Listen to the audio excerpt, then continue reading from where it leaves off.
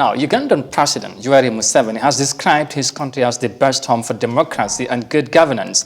Museveni made these remarks shortly after swearing in for his new presidential term, which was attended by delegations from 33 countries and 11 heads of states and government. Here's more of that in this report. The 76-year-old Ugandan president was sworn for his sixth term in office, following the recent presidential elections in which he won by 58%.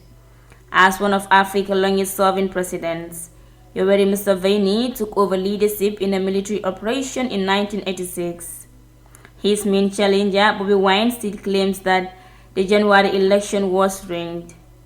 Taking his oath in the capital Kampala, the Ugandan leader said, boosted of the development of democratic structure for the East African country. It is therefore quite comic and laughable to hear of some actors in the world giving us lectures about democracy. You give me lecture about democracy?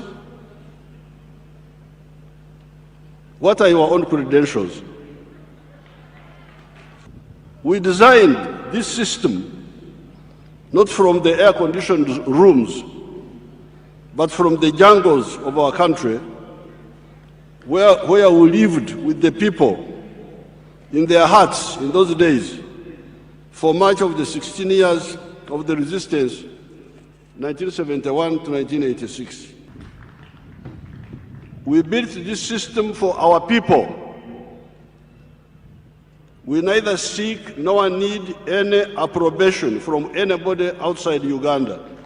President Museveni called on his fellow African leaders to work together to move Africa forward. He acknowledges that Africa, like any other continent in the world, needs a center of gravity. This is the moment the Ugandans and the other Africans need to answer the question: is this generation of African leaders determined to build a Latin America in Africa or a United States of Africa in Africa? We must, where we can, build a center of gravity for the African race.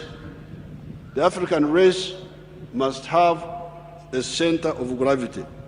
The president described the presence of the heads of states and African leaders as a sign of brotherhood.